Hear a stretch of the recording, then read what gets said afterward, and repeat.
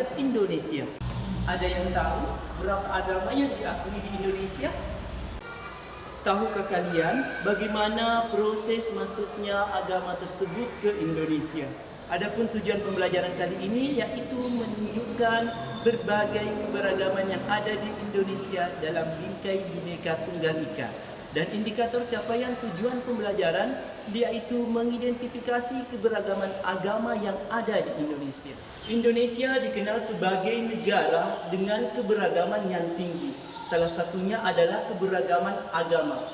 Keberagaman ini menjadi salah satu ciri khas bangsa Indonesia dan tertuang dalam semboyan Bhinneka Tunggal Ika yang berarti berbeda-beda tetapi tetap satu. Adapun agama yang diakui di Indonesia terdiri atas 6, yaitu Islam, Protestan, Katolik, Hindu, Buddha, dan Konghucu. Yang pertama, agama Islam. Islam masuk ke Indonesia melalui proses yang berlarut-larut dan rumit. Hal ini tidak dapat dijelaskan sepenuhnya hanya dengan satu hipotesis. Namun satu hal yang pasti, Islam telah membentuk Indonesia menjadi budaya yang kaya dan beragam, serta menjadi bagian integral dari identitas negara. Yang kedua, agama Protestan. Berbeda dengan Islam yang berkembang melalui perkawinan dan perdagangan.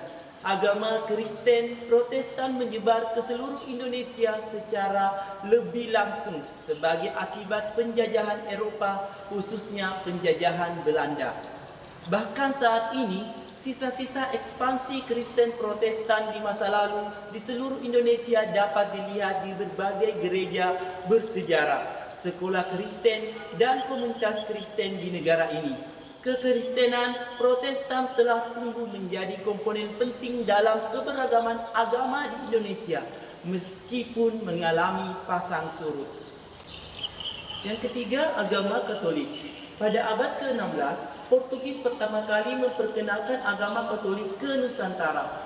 Kehadiran Eropa tidak hanya dilatar belakangi oleh semangat berburu rempah-rempah, tetapi juga oleh misi 3G yang merupakan singkatan dari penyebaran agama, kolonialisme, dan pengejaran materi atau uang.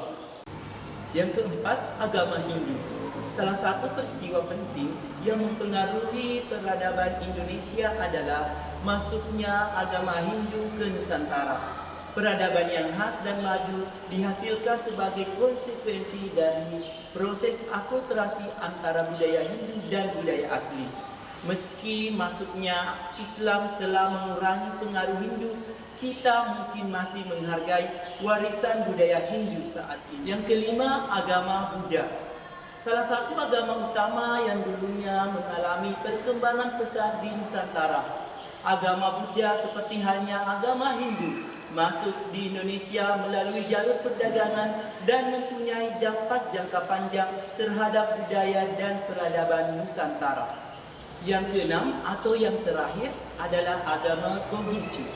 Agama Konghucu bersamaan dengan migrasi dan integrasi masyarakat Tionghoa dengan penduduk Nusantara. Agama Konghucu mempunyai sejarah yang kaya dan mempesona di Indonesia.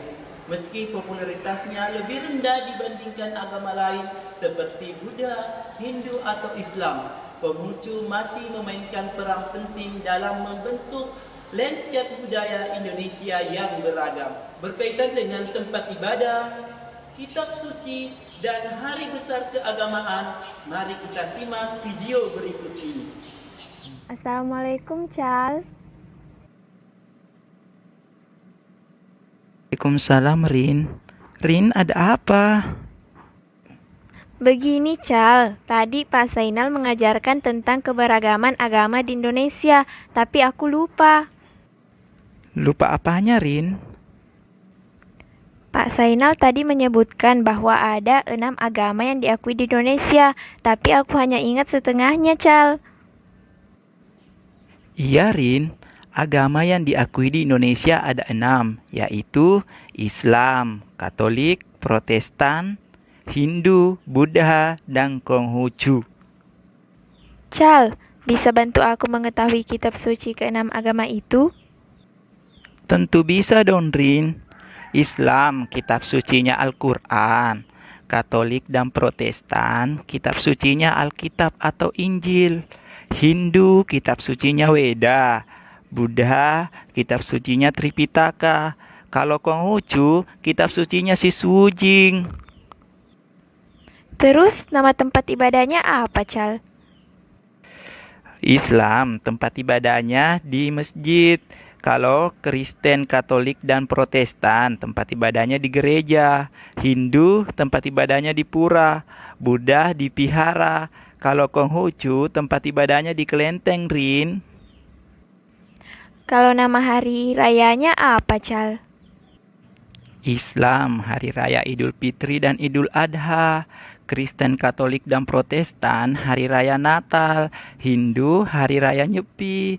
Buddha, hari raya Waisak. Dan Konghucu, tahun baru Imlek.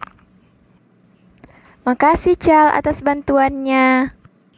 Sama-sama, Rin.